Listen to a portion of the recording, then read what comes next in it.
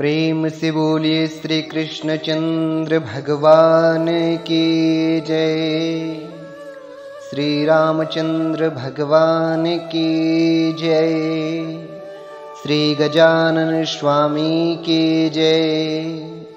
बोलिए हलषष्ठी महारानी की जय। सनातन धर्म प्रेमियों एवं माताओं बहनों, आइए, बहुत ही पावन पर्व का अवसर है। हम सब श्रवण करते हैं बहुत ही प्राचीन व्रत कथा, हलषष्ठी व्रत कथा। कहते हैं हलषष्ठी व्रत महिलाओं द्वारा परिवार की सुख समृद्धि और संतान की दीर्घायु के लिए रखा जाता है। इसे देश के अलग अलग हिस्सों में अलग अलग नाम से जाना जाता है। यह मूल रूप से षष्ठी माता का व्रत है। बलराम जी के जन्मोत्सव के उपलक्ष्य में यह मनाया जाता है। बलराम का प्रधान शस्त्र हल है। इसी से ये हलधर कहलाते हैं और यह व्रत हलषष्ठी कहलाता है। हल किसानों का भी प्रमुख औजार है, जिनसे वे खेती का कार्य करते हैं। अतः यह किसान त्योहार भी है। इस दिन किसान अपने हल का पूजन करते हैं। इस व्रत को विशेषकर नवविवाहित स्त्रियां पुत्र कामना से व विवाहित स्त्रियां पहली संतान प्राप्ति पर या संतान की दीर्घायु कामना से व्रत करती हैं। बलराम जी का संबंध हल से है और कृष्ण जी का संबंध गौ पालन से। इसलिए इस व्रत में हल तथा गौ माता का पूजन किया जाता है, न कि उनसे कार्य लिया जाता है। इस कारण से हल जोते हुए जगहों का कोई भी अन्न व गाय का दूध, दही, घी आदि का उपयोग इस व्रत में वर्जित है। आइए जानते हैं अब हलषष्ठी व्रत कब व क्यों किया जाता है। भाद्रपद मास के कृष्ण पक्ष का 6वां दिन अर्थात षष्ठी तिथि को हलषष्ठी का व्रत किया जाता है। यह पर्व भगवान श्री कृष्ण के ज्येष्ठ भ्राता श्री बलराम जी के जन्मोत्सव के रूप में मनाया जाता है। इसी दिन श्री बलराम जी का जन्म हुआ था। यह व्रत संतान प्राप्ति, संतान की लंबी आयु अर्थात दीर्घायु के लिए व सुख समृद्धि के लिए माताओं के द्वारा रखा जाता है। हलषष्ठी व्रत करने से संतान सुरक्षित रहती है। हलषष्ठी व्रत में किस देवी देवता का पूजन किया जाता है? हलषष्ठी व्रत में शिव परिवार अर्थात भगवान भोलेनाथ अर्थात शिव जी, माता पार्वती, सिद्धि बुद्धि सहित गणेश जी, स्वामी कार्तिकेय, इनके अलावा भगवान श्री कृष्ण व बलराम जी तथा हलषष्ठी माता की पूजन होता है। जानते हैं हलषष्ठी देवी कौन है, किसकी पुत्री तथा किसकी पत्नी है? हलषष्ठी देवी प्रकृति के छठे अंश से उत्पन्न होने के कारण ही इसे षष्ठी कहते हैं। बच्चों की अधिष्ठात्री होने से बालदा तथा विष्णु की माया होने के कारण यह विष्णु माया कही जाती है। यह ब्रह्मा की मानसी कन्या है।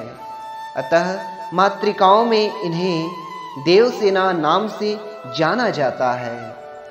भगवान स्कंद अर्थात स्वामी कार्तिकेय की प्राण प्रिया पत्नी होने के कारण यह स्कंद प्रिया कहलाती है। यह देवी बच्चों को आयु देने वाली, बच्चों की रक्षिका पोषिका है। योग बल के प्रभाव से यह सदैव बच्चों के समीप स्थित रहती है। इस देवी के संदर्भ में एक पुरातन कथा आती है। जानते हैं हलषष्ठी देवी के बारे में यह पुरातन कथा। स्वयंभू मनु के पुत्र प्रियव्रत हुए। वे योगी होने के कारण विवाह नहीं करना चाहते थे, किंतु ब्रह्मा जी की आज्ञा से उन्होंने मालिका नाम की कन्या से विवाह किया। परंतु बहुत समय बीतने पर भी उनको कोई संतान नहीं हुआ। तब राजा प्रियव्रत ने कश्यप ऋषि को बुलवाकर पुत्रेष्ठी यज्ञ कराया। यज्ञ अग्नि से एक चरु प्रकट हुआ, जिसे राजा ने अपनी रानी मालिका को दे दिया। उस चरु के खीर भक्षण कर रानी गर्भवती हुई, किंतु 12 वर्ष बीत जाने पर भी उनको कोई संतान नहीं हुआ। 12 वर्ष उपरांत रानी ने एक दिव्य स्वर्ण कांति युक्त पुत्र को जन्म दिया, परंतु सर्वांग सुंदर होने पर भी वह बालक जीवित न था। इस पर राजा रानी दुखी हो गए। राजा ने अपने उस मरे हुए पुत्र को हृदय से लगाकर शमशान की ओर चल दिया। शमशान पहुंचकर राजा पुत्र शोक से दुखित हो रोने व स्वयं के प्राण देने को तत्पर हो गया। उनका सारा ज्ञान जाता रहा। तभी सहसा उन्हें एक दिव्य विमान दिखाई दिया, जो कि श्रेष्ठ मणियों से निर्मित था। उस विमान में एक सुंदर मनोहर प्रसन्न वदन श्वेत चंपा जैसी वर्ण वाली नव यवना विराजमान थी।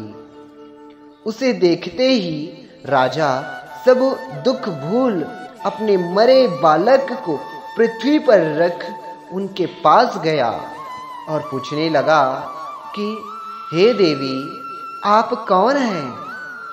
किसकी पुत्री तथा किसकी पत्नी है? तब वह देवी कहने लगी कि हे राजन, मैं ब्रह्मा की मानसी कन्या हूं। मेरे पिता ने मुझे भगवान शिव जी के पुत्र स्वामी कार्तिकेय से विवाह कराया है, अतः मैं स्कंद प्रिया हूं। मैं पुत्रहीनों को पुत्र, पत्नीहीनों को पत्नी, धनहीनों को धन तथा कर्मवानों को उनके कर्मानुसार फल देती हूं। हे राजन, तुम ज्ञानी श्रेष्ठ कर्मवान हो, अतः तुम्हें मेरा दर्शन हो पाया है। तुम दुख का त्याग कर मेरे स्वयं पूजन करो और सर्वत्र कराओ। मैं तुम्हें वर देती हूं कि तुम्हारा यह पुत्र शीघ्र जीवित हो उठेगा और परम प्रतापी होगा। 100 अश्वमेघ यज्ञ करेगा। यह शिवव्रत नाम से विख्यात होगा। यह कहकर देवी अंतर्ध्यान हो गई। इधर राजा प्रियव्रत अपने संतान को जीवित देखकर प्रसन्न होकर पुत्र सहित नगर को वापस आया। नगर में हर्षोल्लास मनाया गया। बालक के जन्म से 6वें दिन श्रुतिका गृह में माता षष्ठी का पूजन कर आनंद उत्सव किया गया। उसी दिन से पूरे संसार में छठी के आयोजन की परंपरा चली। इस प्रकार हर अर्थात शिव परिवार से होने के कारण यह देवी हरषष्ठ और यह व्रत हलषष्ठ के दिन करने के कारण हलषष्ठी कहलाती है। तो माताओं बहनों, आइए हम आगे और भी विभिन्न कथाओं को श्रवण करते हैं। माता हलषष्ठी की जो व्रत कथाएं हैं वह कौन कौन सी हैं? बोलिए श्री कृष्णचंद्र भगवान की जय। बोलिए शंकर भगवान की जय। श्री गणेश कार्तिकेय महाराज की जय। बोलिए हलषष्ठी महारानी की जय। माताओं बहनों, आप सबने हलषष्ठी का व्रत धारण किए हुए हैं। आइए इसी हलषष्ठी माता की जो व्रत कथाएं हैं हम श्रवण करते हैं। संतान की दीर्घायु की कामना से रखे जाने वाला यह व्रत, जिसे कि अलग अलग प्रदेशों में कमर षष्ठ, हरषष्ठ, लेलई षष्ठ, चंदन षष्ठ, हलषष्ठी व्रत आदि के नामों से जाना जाता है। जैसे कि अपने छत्तीसगढ़ में विशेष रूप से खमर छठ के नाम से जाने जाते हैं। और माताएं बहनें जो हैं उपवास रह करके इसका जो है विधि विधान से व्रत करते हैं, अनुष्ठान करते हैं। शबरी गड्ढा खोद करके उनमें सभी महिलाएं एकत्र होकर के पूजा अर्चन करते हैं और ब्राह्मण देवता के द्वारा हलषष्ठी व्रत की कुछ अर्थात 6 कथाएं सुनाई जाती हैं। आइए हम भी उन्हीं कथाओं को आज श्रवण करते हैं। हलषष्ठी व्रत का कथा पहली एक कथा है। कहते हैं मथुरा के राजा कंस अपनी बहन देवकी को विवाह उपरांत विदा करने जा रहे थे, तो आकाशवाणी के वचन सुन कि देवकी का 8वां गर्भ तेरी मृत्यु का कारण बनेगा, ये जानकर बहन बहनोई को कारागार में डाल दिया और वसुदेव देवकी के 6 पुत्रों को एक एक कर कंस ने मार डाला। जब 7वें बच्चे के जन्म का समय नजदीक आया तो देवर्षि नारद जी वसुदेव देवकी से मिलने पहुंचे और उनके दुख का कारण जानकर देवकी को हलषष्ठी देवी के व्रत रखने की सलाह दी। देवकी ने नारद जी से हलषष्ठी व्रत की महिमा व कथा पूछी तो नारद ने पुरातन कथा कहना प्रारंभ किया, जो कि इस प्रकार है। चंद्रव्रत नाम का एक राजा हुआ जिनको एक ही पुत्र था। राजा ने राहगीरों के लिए एक तालाब खुदवाया, किंतु उसमें जल न रहा, सूख गया। राहगीर उस रास्ते गुजरते और सूखे तालाब को देखकर राजा को गाली देते थे। इस खबर को सुनकर राजा दुखित हुआ कि मैंने तालाब खुदवाया, मेरा धन व धर्म दोनों ही व्यर्थ गया। उसी रोज रात को राजा को स्वप्न में वरुण देव ने दर्शन देकर कहा कि यदि तुम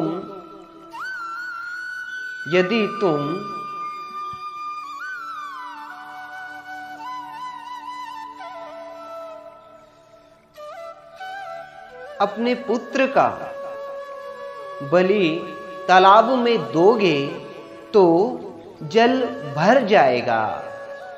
सुबह राजा ने स्वप्न में कही बात दरबार में सुनाया और कहा कि मेरा धन व धर्म भले ही व्यर्थ हो जाए, पर मैं अपने पुत्र का बलि नहीं दूंगा। यह बात लोगों से होता हुआ राजकुमार तक पहुंचा तो वह सोचने लगा कि यदि मेरी बलि से तालाब में पानी आ जाए तो लोगों का भला होगा। यह सोचकर राजकुमार अपनी बलि देने तालाब में बैठ गया। अब वह तालाब पानी से लबालब भर गया। जल के जीव जंतुओं से तालाब परिपूर्ण हो गया। इकलौते पुत्र के बलि हो जाने से राजा दुखी होकर वन को चला गया।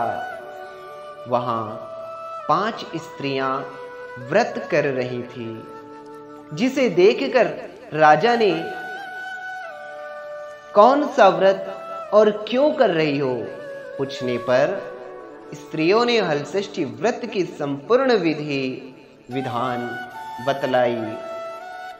उसे सुनकर राजा वापिस अपने नगर को आया।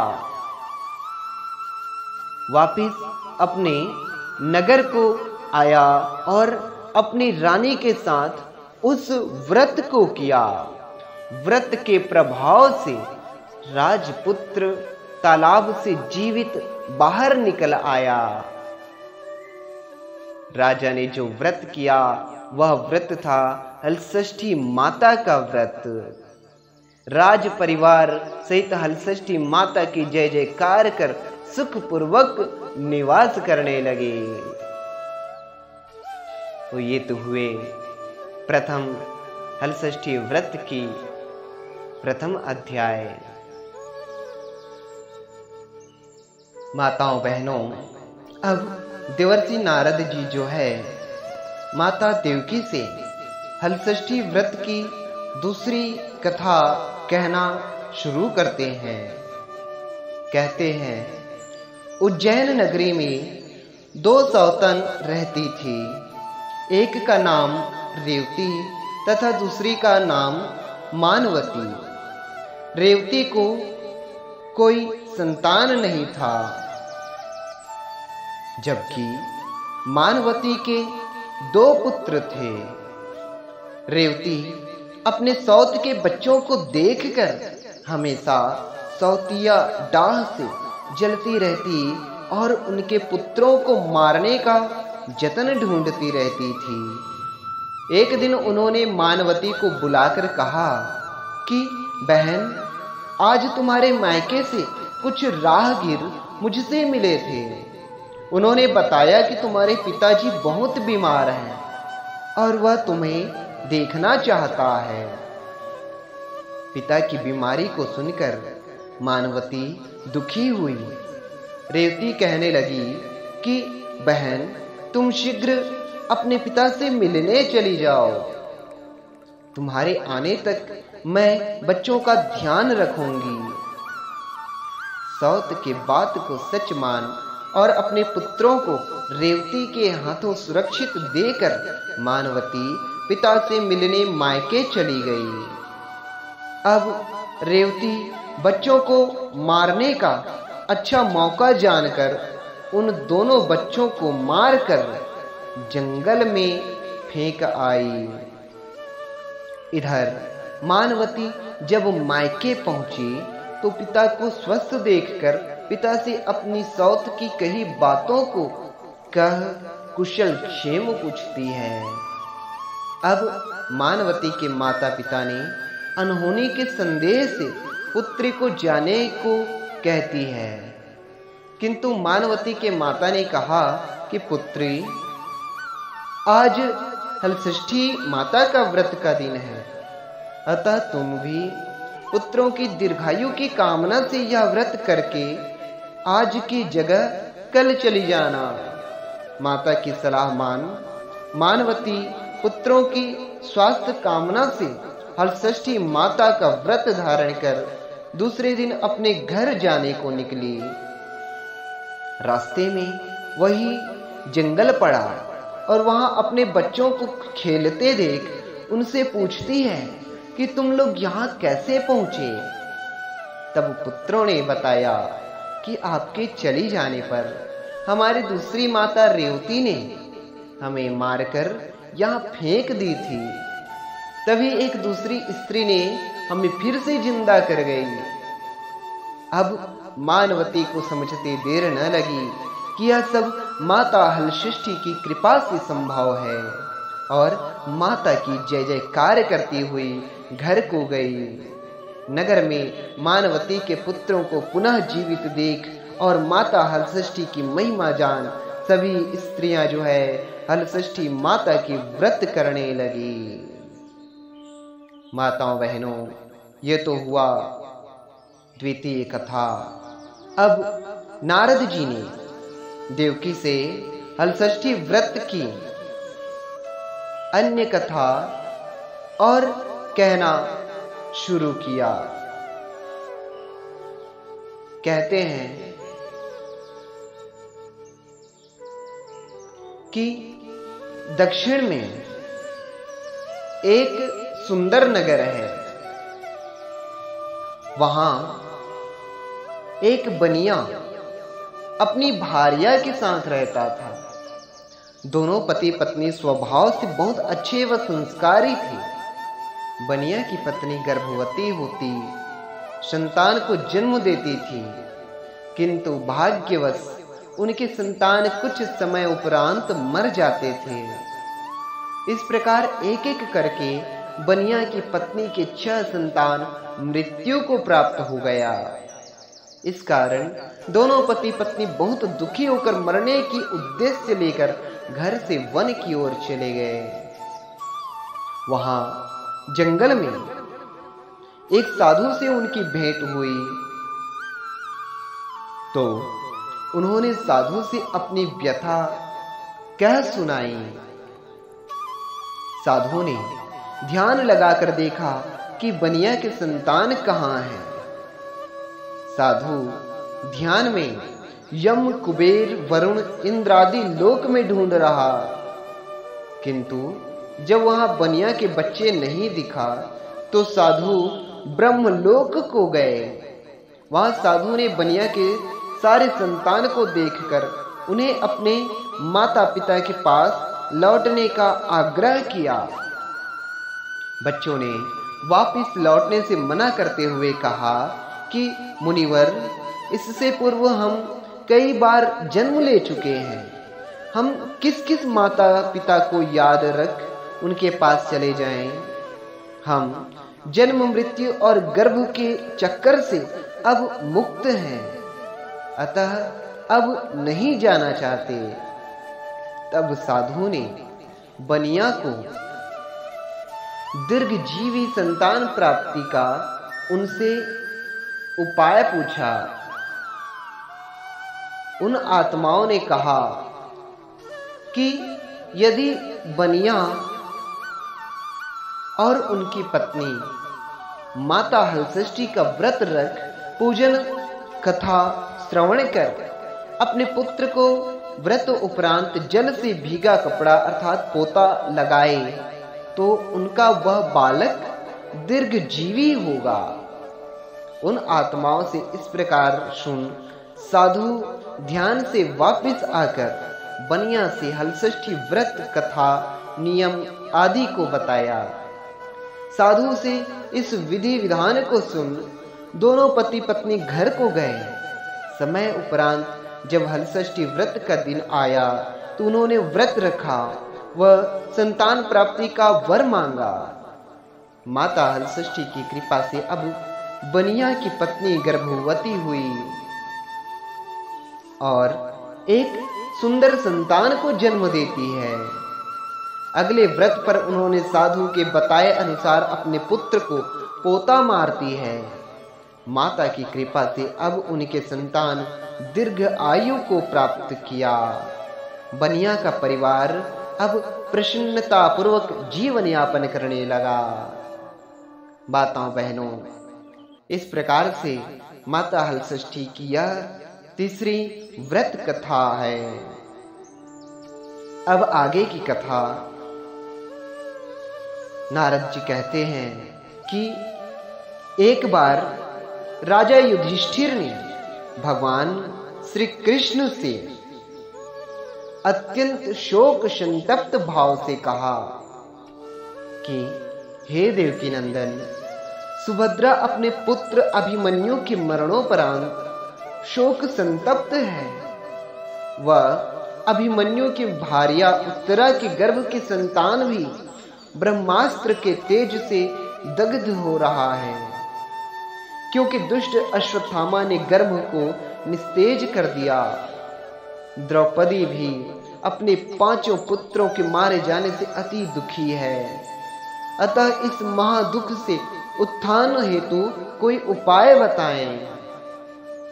तब श्री कृष्ण जी ने कहा, राजन, यदि उत्तरा मेरे बताए हुए इस अपूर्व व्रत को करे तो गर्भ का निस्तेज शिशु पुनर्जीवित हो जाएगा।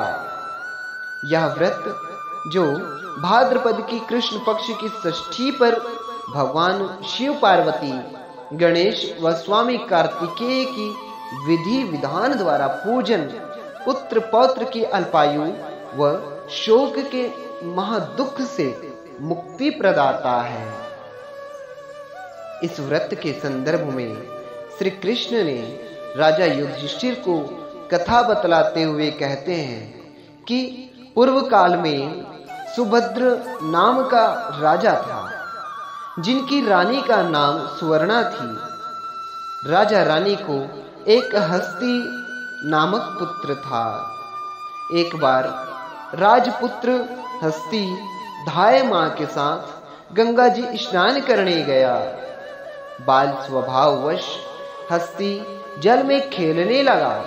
तभी एक ग्राह ने उसे खींचते हुए जल के अंदर ले गया। इसकी सूचना धाय मां ने जाकर रानी सुवर्णा से कह सुनाया। इस पर रानी ने क्रोधवश धाय के पुत्र को धधकते हुए आग में डाल दी। पुत्र शोक से व्याकुल धाय मां निर्जन वन को चली गई और वन में एक सुनसान मंदिर के पास रहने लगी। वन में सूखा तृण, धान्य, महुआ आदि से जो मिलता खाती और मंदिर में विराजित शिव पार्वती गणेश जी की पूजन कर दिन व्यतीत करने लगी। इधर नगर में एक अद्भुत घटना घटित हुआ कि धाय मां का पुत्र आग की भट्ठी से जीवित निकल आया और खेलने लगा। यह खबर पूरे नगर में फैलते हुए राजा रानी के पास पहुंचा तो उन्होंने इस घटना के विषय में पुरोहितों से पूछा।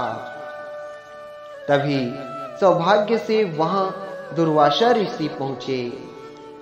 राजा रानी ने ऋषि का पूजन कर धाय पुत्र के जीवित हो जाने का कारण पूछा तो दुर्वासा जी ने कहा कि राजन, आपके डर से धाय मां जो है जंगल में एकांत होकर व्रत की। यह सब उसी व्रत का प्रभाव है। अब राजा रानी सभी नगर वासियों के साथ दुर्वासा जी की अगुवाई में उस जंगल में धाय के पास उस व्रत के विषय में अधिक जानकारी पूछा। तब धाय ने कहा कि राजन, मैं पुत्र शोक से दुखित होकर यहाँ रहने लगी और यहाँ व्रत ग्रहण कर भगवान शिव पार्वती गणेश जी व स्वामी कार्तिकेय का पूजन कर सूखा तृण, धान्य, महुआ आदि खाकर रहने लगी। तब रात को मेरे स्वप्न में शिव परिवार के दर्शन हुए और तुम्हारा पुत्र जीवित हो जाएगा वरदान दिया। अब रानी ने व्रत की विधि विधान को पूछा तो दुर्वासा जी ने हलषष्ठी व्रत के संपूर्ण विधि विधान बतलाया। राजा रानी ने हलषष्ठी व्रत की महिमा जानकर व्रत को किया। व्रत के प्रभाव से राजपुत्र हस्ती ग्राह के चंगुल से छूटकर खेलते हुए नगर आया। अपने पुत्र को पाकर राजा रानी सुखी हुआ और धाय भी पुत्र के साथ प्रसन्न होकर निवास करने लगी। वही बालक हस्ती आगे चलकर परम प्रतापी हुआ और अपने नाम से हस्तिनापुर को बसाया। इस प्रकार भगवान श्री कृष्ण ने युधिष्ठिर से हलषष्ठी व्रत की महिमा का ज्ञान देते हुए कहा कि हलषष्ठी व्रत कथा पहले नारद जी से सुन। मेरी माता देवकी ने इस व्रत को सबसे पहले किया, जिसके प्रभाव से उनके आने वाले संतान की रक्षा हुई। अब भगवान श्री कृष्ण से सुन युधिष्ठिर ने इस व्रत को उत्तरा द्वारा करवाया। व्रत के प्रभाव से उत्तरा का अश्वत्थामा द्वारा नष्ट हुआ गर्भ पुनः जीवित हो गया तथा प्रसव पश्चात बालक का जन्म हुआ।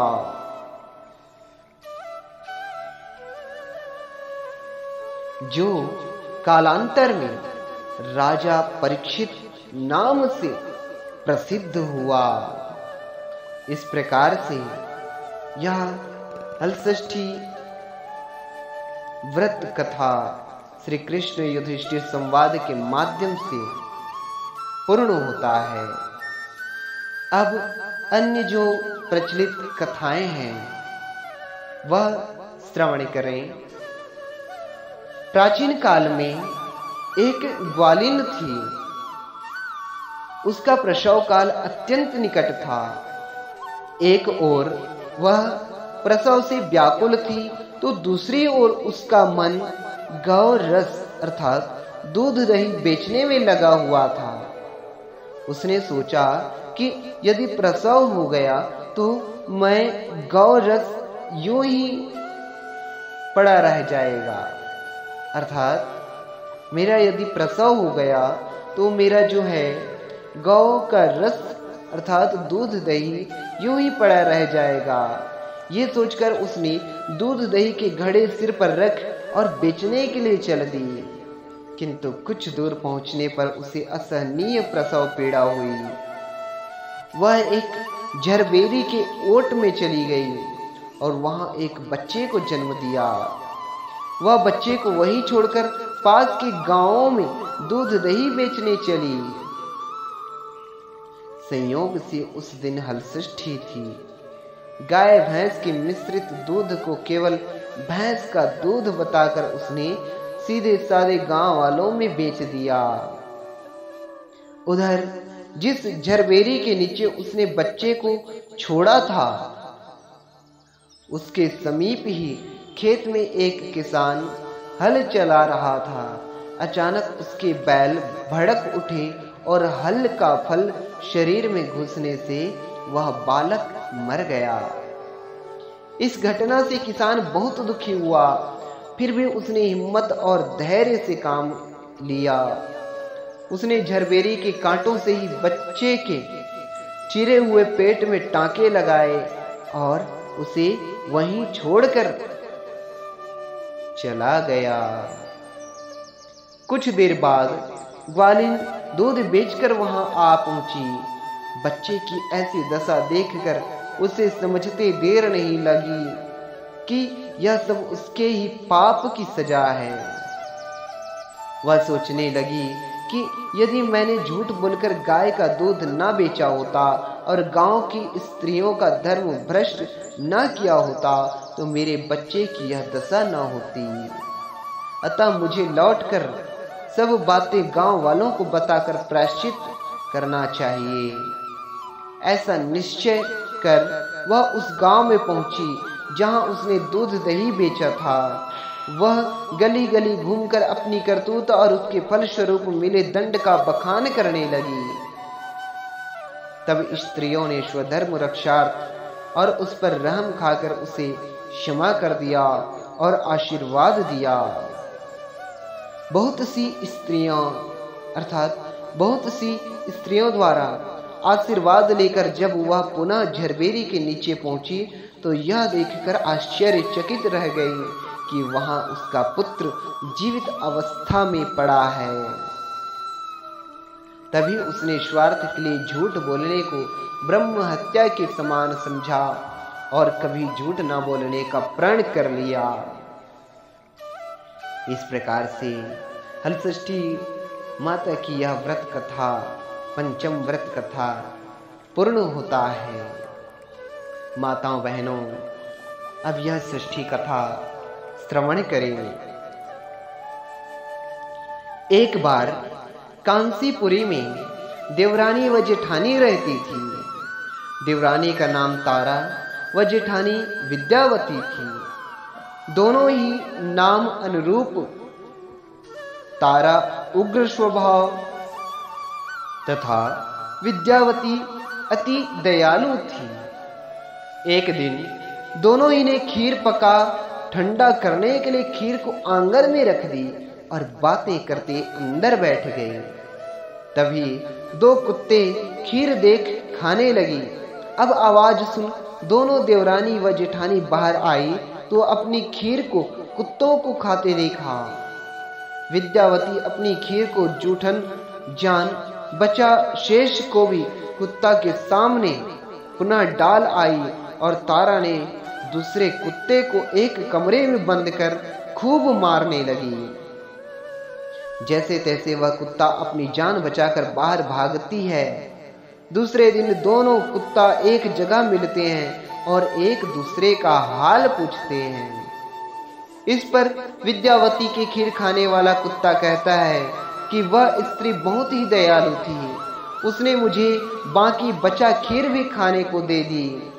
ईश्वर करे कि जब मेरा दूसरा जन्म हो तो मैं उसी की संतान बनूं और उनकी खूब सेवा करूं।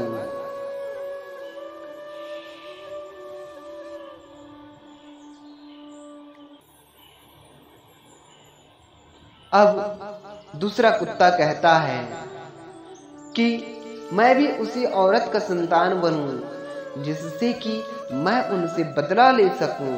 उस दिन हलषष्ठी व्रत था। तारा की मार से बेदम वह कुत्ता मर गया। अगली हलषष्ठी व्रत के दिन तारा ने एक पुत्र को जन्म दिया।